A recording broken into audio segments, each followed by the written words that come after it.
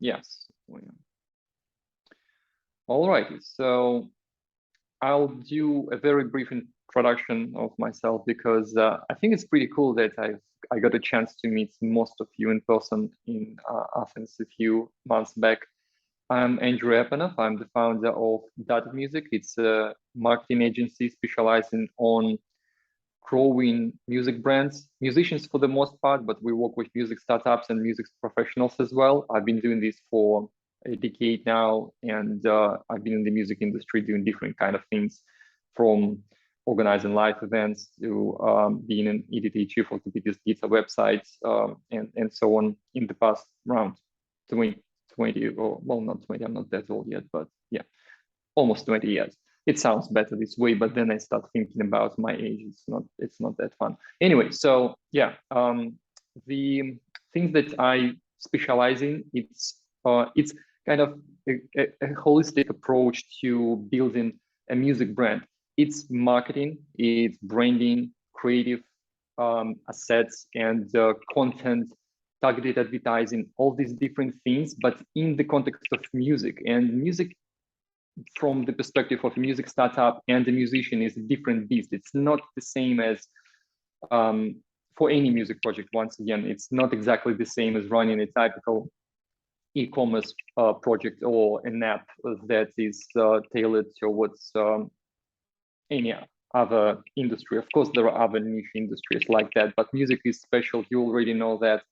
And so, yeah, my specialty is helping brands get new users, fans, audiences online. And today we are going to talk about the mindset of growth hacking. I didn't get a chance to ask any of you. Feel free to mention that in the comments as well. If what's your experience with growth hacking as a term, if you've read about that, if you experimented with any of that, and so on. I'm curious about that. I do think that what I'm going to mention today will be useful to all of you, those a bit more experienced and those who are new to the to the concept. And I will try to keep it to the core concepts with a few examples. Usually, when I host workshops on this topic, it's often like 3 hours and more longer.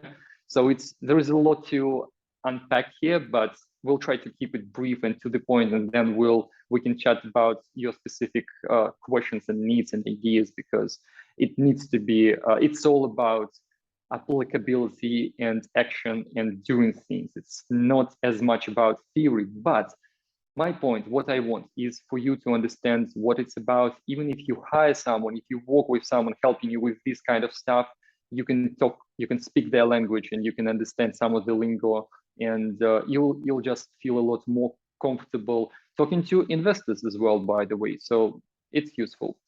So that was a couple words about myself, and you can check out my, well, you can go to the agency website. It's probably the best place to learn more about what I do professionally with my team.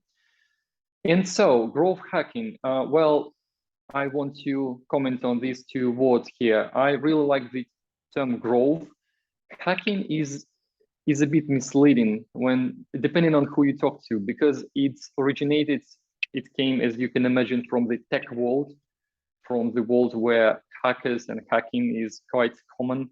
But growth is just so, I mean, I like it more than marketing even, because marketing has it has a bad reputation as well.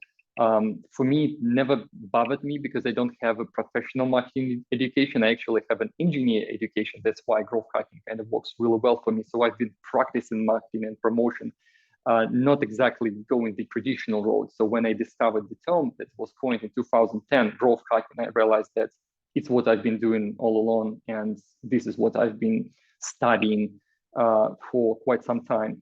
But even in the Silicon Valley, as I've learned myself, hacking is not, it's a trendy word, but it's not used all the time. I was at a workshop in San Francisco about growth hacking, and it like there were, you know, interesting people from, like, one working at Slack, someone from Uber, And they, like, for 2 hours of the session, the word hacking wasn't even used once. It was growth marketing and just talking about promotion, roughly speaking. And it was 2017, I think. Even back then, people got tired of the word hacking quite a bit. So what exactly you're growing, we're not going to cover it. The goals, I know already some of your projects and the goals are different. For some of you, it's more about B2B connections. For a lot of you, it's finding users. So we are not going to talk about it, but I hope that you've completed, as a part of the HEMI program, you've completed the exercise of setting goals and understanding what exactly you're trying to achieve. You need to be clear about that and have realistic expectations if possible. Some ambitious goals are great, but you need to understand what exactly you're going to grow, right? It's like, we're not going to talk about that, but this is important. And something that I want to comment on, the second word, hacking. We really are not going to talk. We are going to talk about specific hacks, but when people hear the word hacker or a hack, it's a simple solution to something. So it's a simple, quick fix. It's completely the opposite from what we are talking about here, actually. So yes, there are very specific tactics, but we are going to focus on how to find these hacks rather than just finding online how someone has done something and trying to apply it as a simple solution. It's not really about that. So a hacker is a good quote that I like. A hacker is someone who is more concerned with achieving an objective than following a prescribed process. So this is what this is about. I'm not going to use a lot of quotes here, by the way, but just one more because I think it's important. So it kind of sums up some of the stuff that I will be talking about. So a growth hacker is someone who uses creative, low-cost strategies to help, well, your business, right, to acquire and take customers. And this is key. This is what I want all of you to understand, that oftentimes it's not a marketer who is a growth hacker. Oftentimes it's the product manager, a founder, an engineer, a developer of the product is a growth hacker. It's you taking on a hat of these promotional specialists. And I'm going to show you how that is done traditionally with some music-related examples as well. But this is key. So it's not you giving, like, here is a product, I built it, now let's hire a publicity, a PR company or a marketing company and let them do the promotional work for us. It's, first of all, it may be a waste of money, and it's not the best way to spend the limited budget that you may have. And second, it's not the most effective because you can do more by implementing some of the ideas we're going to talk about here yourself. So this chart is also a good explanation, and the more I dive into this, the more I hope it will be making sense to you. Again, this is just a term. Don't get too hung up on the term growth hacking. We're talking today about the mindset. So I want you to see later on how to apply it to whatever ideas that you've had already. These three elements, and after some years looking into this model specifically, the more over the years I've realized how important all three elements how important they are, because at some periods of time at the beginning I thought it was all about creative marketing. Sometimes I thought about it's all about engineering and in-app hacks and so on, but no, all of it is important. So creative marketing, automation and engineering, experiments and data, when all these three elements meet, we get what is commonly called growth hacking. And we are going to talk about each of them individually. Again, I'm trying to keep it fast-paced. So whenever you have questions, feel free to think about them or even ask in the chat already. Creative marketing, it's the core of it, something that is the closest to me because this is what we do professionally as an agency. And this is where you, like, I really like to think about it as being smart with allocating your marketing budget. And actually, the bigger the budget, the the worse the decisions are usually, because you have a limited amount of time to distribute the budget, and you make wrong decisions oftentimes. So working with a limited budget is pretty good. I didn't mention it here, but one example that just came to mind, I usually use this example when talking to musicians. It's it's something that we did with Data Music in 2013. It was quite some time ago, and maybe there is something to it because the budget of the campaign was very limited, extremely limited. We were working with a band signed to Live Nation Finland, and it was a bunch of dudes, a psychobilly band who is all into B-grade horror movies and dull humor, really cool vibe, but very niche and very specific. And we did a partnership with mobile game developer who plays the bands in the game. It was around Halloween. The game was featured in the App Store. It was great timing, and you could unlock a special card that our designers created, themed with the bands, to play with this game, killing zombies, driving a car. There was a song that was perfectly fitting. Like it's another story. I wish I could show it to you because it's pretty visual. But the point is that we did the things that were only possible on a non-existent budget, because we didn't even have a proper ad budget to do anything like that. And we used the fact that it was a Live Nation band. Anyway, so let me give you a couple more examples, and then we'll switch to, I hope it will be making more sense now. So you all know DistroKid, I guess. Philip Kaplan is the founder. I had the chance to hang out with him at Slush Music. I was a panelist of like a moderator of a fire chat session with him, and it was pretty interesting to learn from him. Right now, DistroKid is a music distribution platform that was evaluated over $10 billion, I think, earlier this year. And they're big, but they have a really small team, because everything that Philip has been doing from day one was growth hacking and optimizing everything for maximum profit with the minimum possible investments. They use a lot of scripts, algorithms, very small team, so everything works as smoothly as possible. Distribution is a messy business. He created, before he started DistroKid, he created a platform for, it doesn't matter really, it's essentially like a platform for music fans called Vandalism.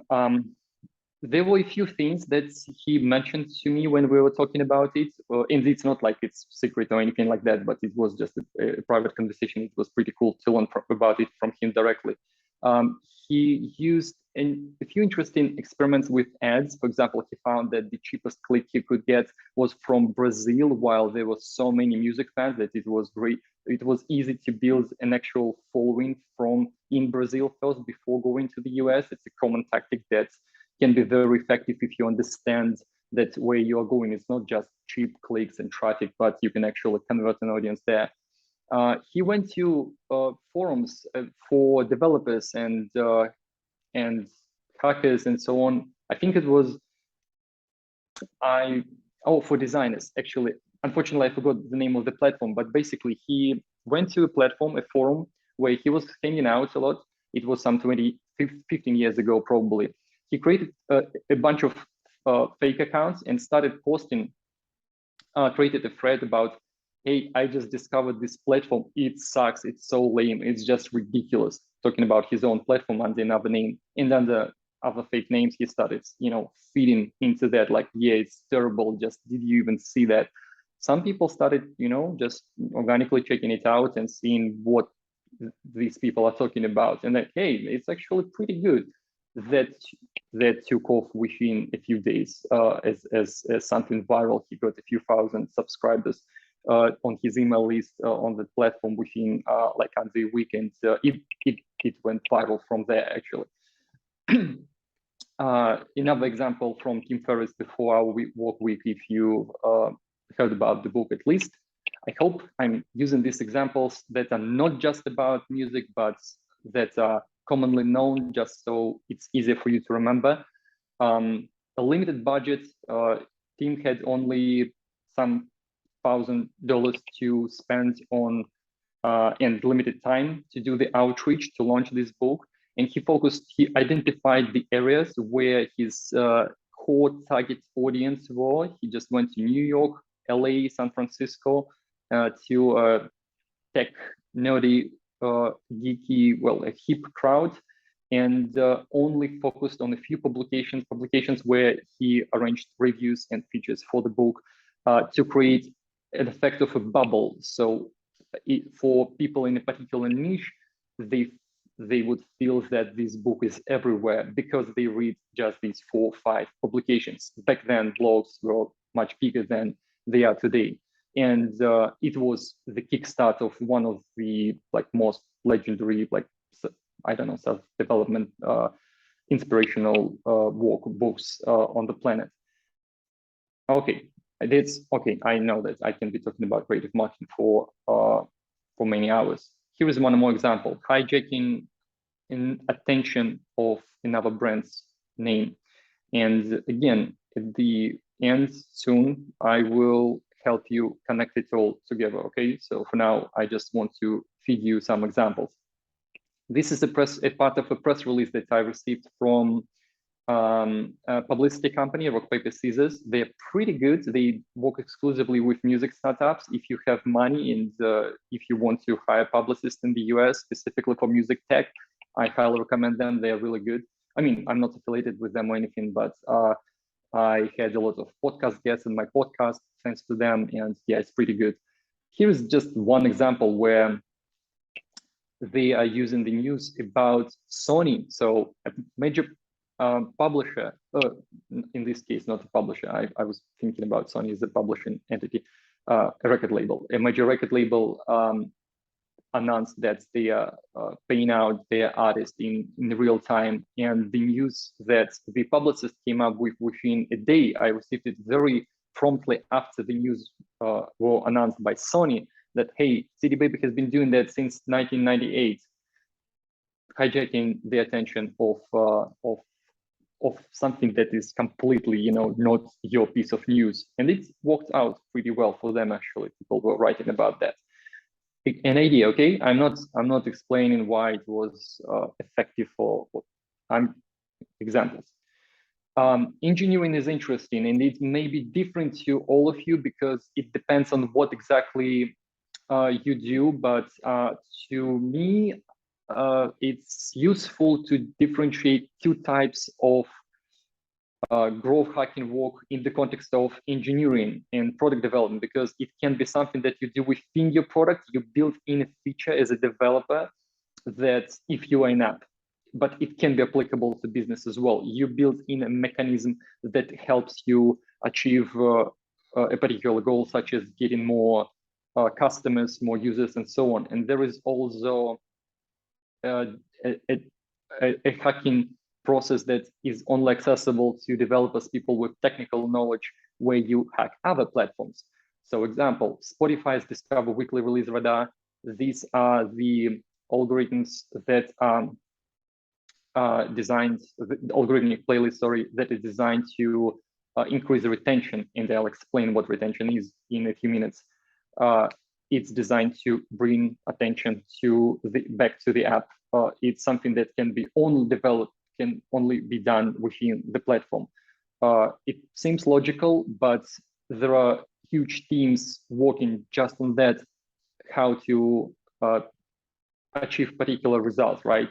And I'm not even talking about social media, the kind of work that is done on the AI, machine learning, just editorial level, and what kind of psychology, data and knowledge goes into keeping people addicted to social media is just incredible. There are simple hacks within a product that sometimes bring enormous results. If you haven't heard about that, Hotmail, one of the first free email platforms, back in the days, they became big because of a simple signature that was inserted under every single email that was sent with the platform by default. Postscriptum, I love you, get your free email at Hotmail. That was the result of like millions and millions, hundreds of millions new users for Hotmail. At the same time, there was Airbnb, again, not a musical example and music related example, but it's very known and it's beautiful because everyone knows Airbnb, but how exactly they became big. It was not an easy start for them. They just couldn't get any traction. Everyone was booking apartments at Craigslist in the US.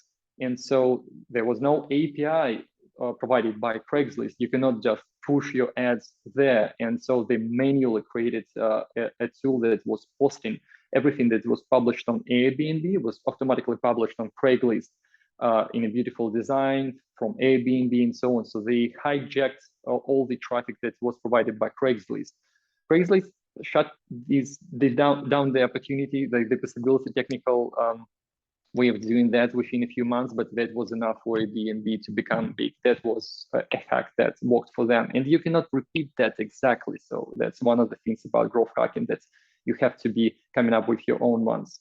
I won't be spending much time on that to save our time, but it's not about one specific example. That's kind of the secret of it. When you read about all these interesting case studies of how someone did something, they rarely do it from the first try. It's always about testing and experimenting and using data. That's why we use targeted ads a lot, because it allows to test different messaging and creatives, and you can collect feedback really quickly, but you can do it with your outreach. You can be changing the way you write your emails to others. You can be changing the messaging inside your product. You need to experiment a lot to figure out what exactly may work or may not. Here I have examples of experimenting with positioning and really focusing on solving a specific problem, but it's, again, just an example. You may start with something that is a bit sloppy and kind of not the best exact copy, when in this case, it's about storytelling, PR, positioning, unique selling proposition, and things like that. But then you can work on that and improve that. I won't be reading these, but it's just to give you an idea as well.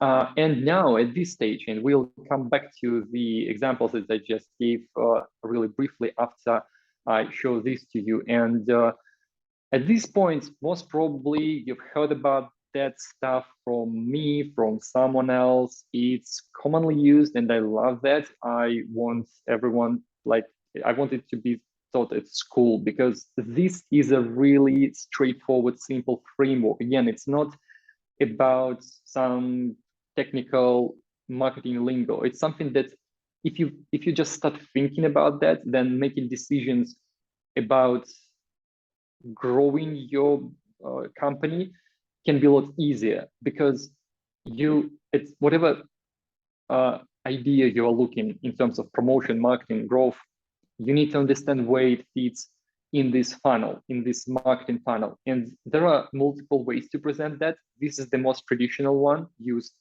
by the growth hacking crowd. Usually it's called pirate metrics. And it's a funnel, literally, right? So imagine it as something that starts at the very top.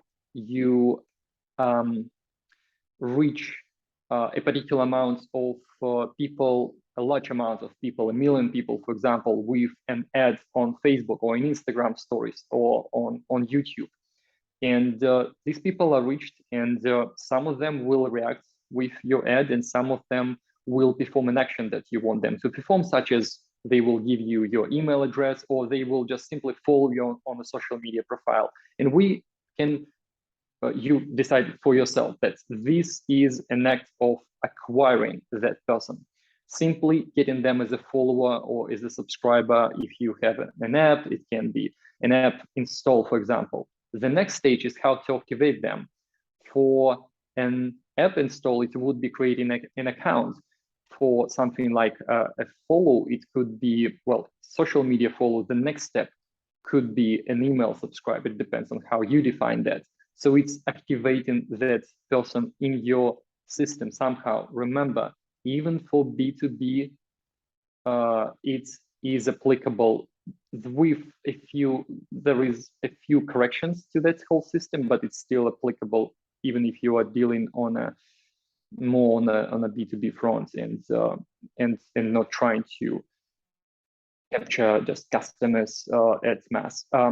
Retention is when people come back to you. So this is extremely important for lifetime value of your customers. We want people to be returning and actually using whatever you are creating. And then revenue referral is interesting because it's creating a system. Usually this is where growth hacking methods come in.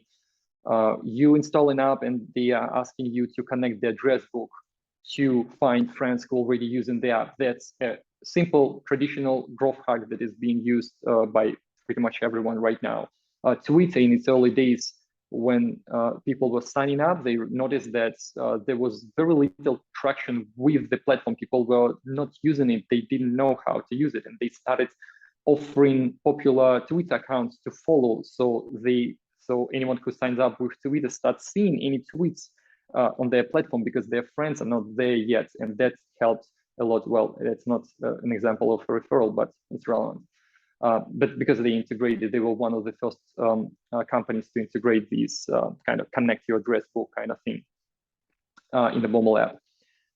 So you see, even if we look at the previous examples that I gave you, Spotify Discover Weekly trick is a referral hack. Hotmail's signature is acquisition, just as Airbnb's Craigslist integration. For something like, well, in these examples, it was all about acquisition. And for you at early stage startups, it's really about acquisition as well anyway. Okay, so this one is not my favorite because it's confusing, but there is a simple way to describe that, and I absolutely have to mention it to you. It will serve you, okay? So it's kind of boring, but it's important. You will hear this term if you haven't heard it yet already. It's a product market fit, and it really is not difficult to understand it really. But you kind of need to have some kind of your own mental model about that. So the official definition from Wikipedia is it's the degree to which a product satisfies strong market demand. So the right product for the right crowd, that's it really. A simple way by journalists that I like to give an example how to think about that. So if you have a product market fit reached, you would have at least 40% of your customers saying that they would be very disappointed if you left the market tomorrow. So think about that. Sometimes there are even special surveys. When you use a web app, you will often see how they are asking, like, can you evaluate how valuable are we on this scale of 0 to 10? So what you may not know is that they are only looking at answers 10 and not 10. Even if it's 9, it's a bad answer. So it means that you don't really care about them all that much. It's only 10 that matters with anyone who is using this system. It's about you are in this, well, in the crowd that will probably be disappointed if the product is gone. So very important. If you want, we can talk about that, but I don't think you will, but you can ask questions about that. Okay, so just a few things to sum things up and additional points to mention to you. Growth hacking as a mindset it's a mindset, it's a framework. It's not just a collection of individual hacks. Yes, there are things that are really cool and sexy, something that you want to write an article about, but most of the times it's not. It will not be anything that is so exciting from outside, but it will be bringing you results. So you need to think about it as a long-term game, as a conceptual thing that is fully integrated in whatever you do. All your decisions about what feature to develop next in which way to direct your business, you can make these decisions thinking about how it will help your growth. I highly recommend to all of you, and if any of you are interested, I can send you some templates for Trello where you can be doing that. There are multiple technical kind of solutions templates for that. So it's a really good idea to collect any ideas that you have, even like any of them, literally. So be ruthless in writing everything down, even if it feels crazy, and then you want to prioritize them. Yeah, a typo, sorry about that. So it's a good approach to that, prioritizing things by probability, impact, and ease, and you want to focus on impactful tasks. But anyway, there is a particular framework as well here, but it's too much, but you can look it up and I can direct you in the right direction here. But basically, you don't want to just do the easy things that don't bring any value. You need to be prioritizing your ideas properly. Work on a few experiments at a time, because it may be difficult for you to measure the results if you are changing too many things at once or trying too many things at once. And yeah, you definitely want to document everything. And when you see that something works, just double down on that and repeat the process. Easy, right? No, it's not. Let's open the chat for questions. Again, I did my best to present it to you in a hopefully digestible but in brief form. Yes, so not bad. That's the fastest I've done this kind of workshop so far. So let's see what we have in the chat. And I'm not sure what Olga will mention to that, but I guess some questions with microphone on is fine as well. I mean, yeah, I don't know. Let's start with, hey, Tomek, it's great to see you here. I didn't know that you would make it here. No, I knew you mentioned that, yes. So that's awesome that you're here. I didn't see you at the beginning, that's why, because when we started, I don't think you are here yet. So that's great. Templates. Yeah, so for templates, I'll send something. If you can email me, that may be best, or we'll arrange something to actually yeah, I'll find some examples. Even before preparing for this session, I noticed that some of the templates that were publicly available on Trello, they are kind of down right now. So I mean, the owners took them down. I have a few in my own collection, and more than happy to share them with you. So there might be some reading required, but a lot of it is really so kind of logical and straightforward that it shouldn't be too difficult. Feel free to ask questions. I won't be holding you full on here. I fully understand that it's, I already value your time so much because everyone is so busy. But while you have me here, feel free to ask questions. Yes, okay, got you about templates. So that definitely is possible. Yeah, Andrea? I have a question, meaning, so the experimenting part of the system, let's say, how much experimenting can be dangerous, meaning, I can experiment a lot, but what kind of, if I have a negative impact, I mean, my understanding or my guessing is that the more you experiment, the riskier it is, because if you basically don't get what you're looking for, you might get the opposite, and you might actually lose what you were looking for, and that is going to be more difficult to get it. So, I mean, if you're losing, I don't know, users or just people interested in what you're doing because you're experimenting too much or even too little, I don't know, then it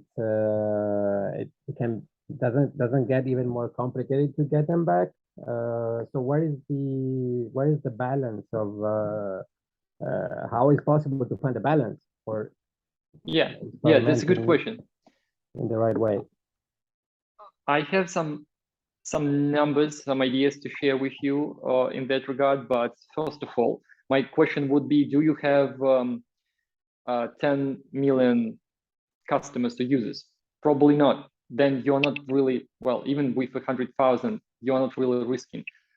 The beauty of an early stage startups, companies that are relatively young on the market, is that you can experiment the hell out of it. You can do a lot of tests because there are not as, like, the risks are not as bad as you may think or assume. I've seen this concern before. So there is, okay, it's valid, but if sitting with every idea and evaluating how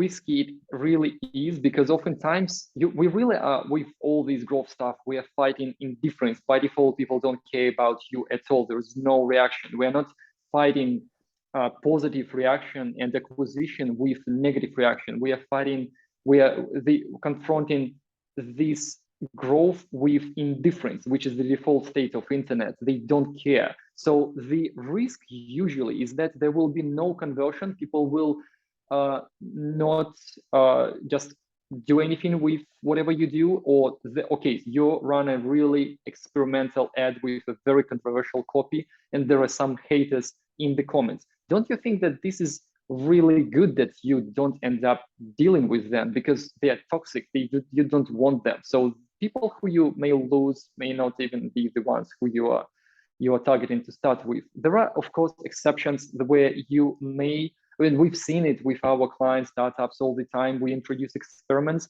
and we see that the conversion on a particular, like on the annual subscription, annual premium subscription among a particular segment of users. It's one of my music app clients. And the one hack led to 30 or 40% decrease in subscriptions. It was bad. We just, reverted back and it was fine. Yes, we lost some subscribers, but it's not the big deal. So generally it's okay. You want to keep it balanced. That is absolutely correct point you made. Even with targeted advertising, we usually keep a portion of the budget to experiments. And then, once you found what works, you want to be doing a lot of that. So it's not like, hey, that works, let's scrap it all and start experimenting again. No, experiments usually continue within the realm of what is working. So we usually, okay, no, maybe numbers, it's difficult because it's different from project to project, but sometimes it's only 20, 40% of effort or budget that goes into experimentation. But at the beginning, it's 100% of experimentation because we don't know. The biggest danger that I see all the time with founders and developers is that they have a lot of assumptions, and we also have our assumptions. If someone comes to us as marketers, we have experience, we've worked with someone like you before, and we know what usually works, but we will not assume that it's exactly the truth, because practically everything may be completely different for you because of your market, country, the kind of your product is presented, the type of design and user interface you use if it's an app, and so on. So everything needs to be tested, proven, experimented with. I hope it answers your question at some degree. Okay. Yeah. So basically, let's say the less customers or users you have, the less risky. The more you can experiment, it's less risky to do that. That's the beauty of what you can afford. That's big companies cannot do anymore. That really is beautiful. You can change your about section. You can pivot. You can change everything, and you may disappoint a few people, but it's not a few million people. It's not a big deal. Okay. Yeah. Okay. Thank you very much. Thank you for listening. Any more questions, anyone? Again, I don't want to hold you here for long. So if anyone wants to ask any questions, you can of course follow up with me later about any of that stuff. Again, I hope it was anyhow useful to all of you as a general framework of that approach. It was very introductory, one-on-one kind of thing. Yeah, anyone? Hi, I have one question. Well, more a comment at first. that right now it still is quite abstract because yeah, everything depends on everything, on the project, on the startup and market and so on. But can you bring, I don't know, one or two examples where this kind of mindset was really helpful, or yeah. So yeah, just a few examples maybe. Yeah, but the examples that I gave you, did they make sense in terms of the actual? Yeah, they did, but at the same time, I feel I have I a think question more maybe about also like service providers. Have you worked yeah. with service providers also? Yeah, we are a service provider and we do that quite a bit ourselves. Okay, so that I think that's the key to your question, because I can give you a few examples of some of the people I worked with to whom this approach helped, but will it be relevant to you or not? So service providers, what kind of customers can you remind me? Because I don't remember the Artists details of your mainly. Yeah, sure.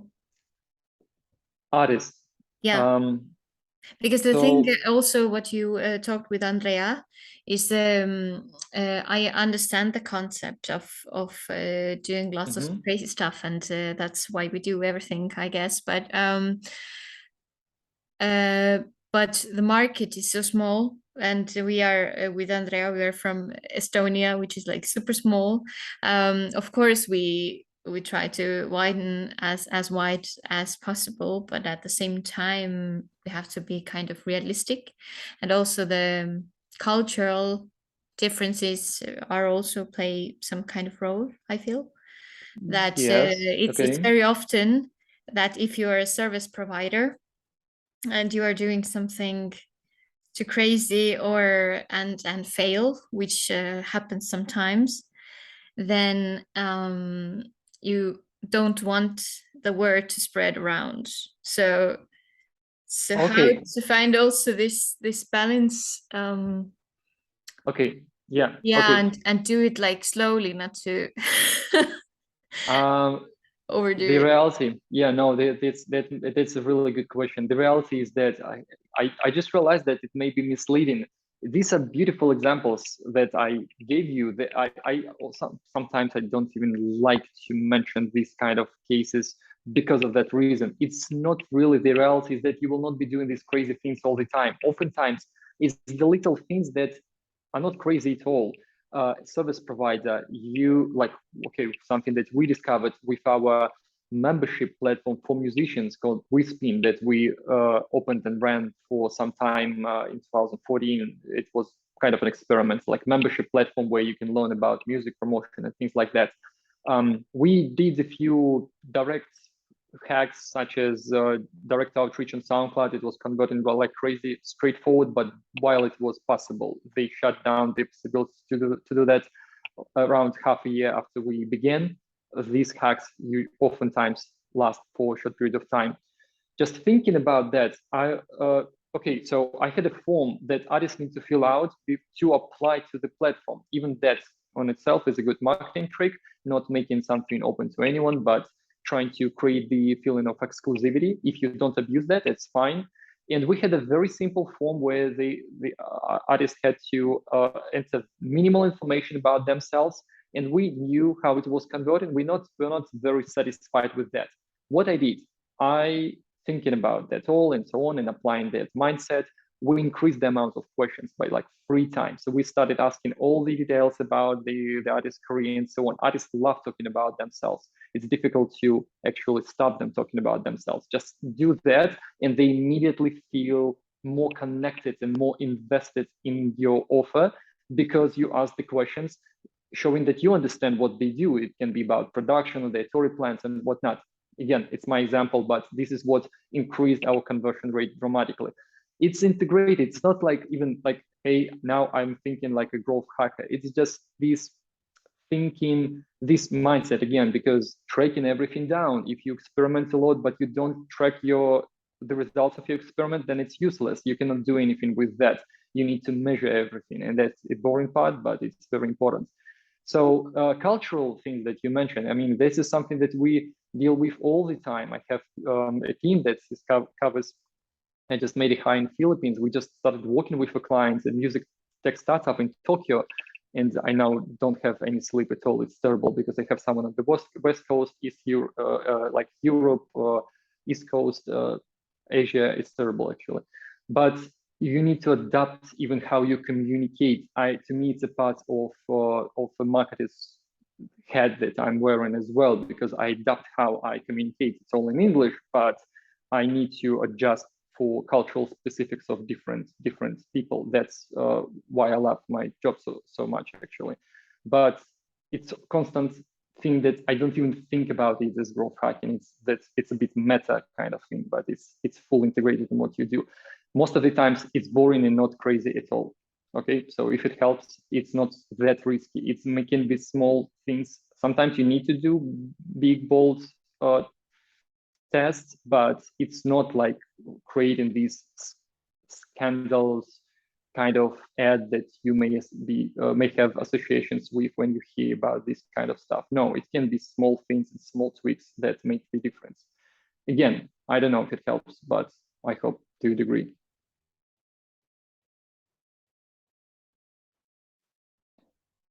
Okay, so we are almost there time-wise. I know that we started a few minutes late. Thank you for the questions. I really appreciated it, and I would like to chat more about that stuff actually. But yeah, so we have 2 more minutes. We'll wrap it up right away if you want to. Otherwise, yeah, if anyone has question, we have time for 1 more.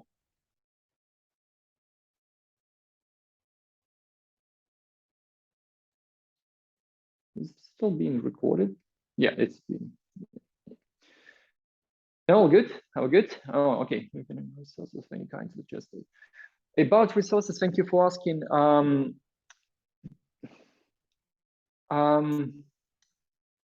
There are so many. It's so deceiving to a degree, because there are many gurus and experts in that field. It's one of the reasons why I kind of,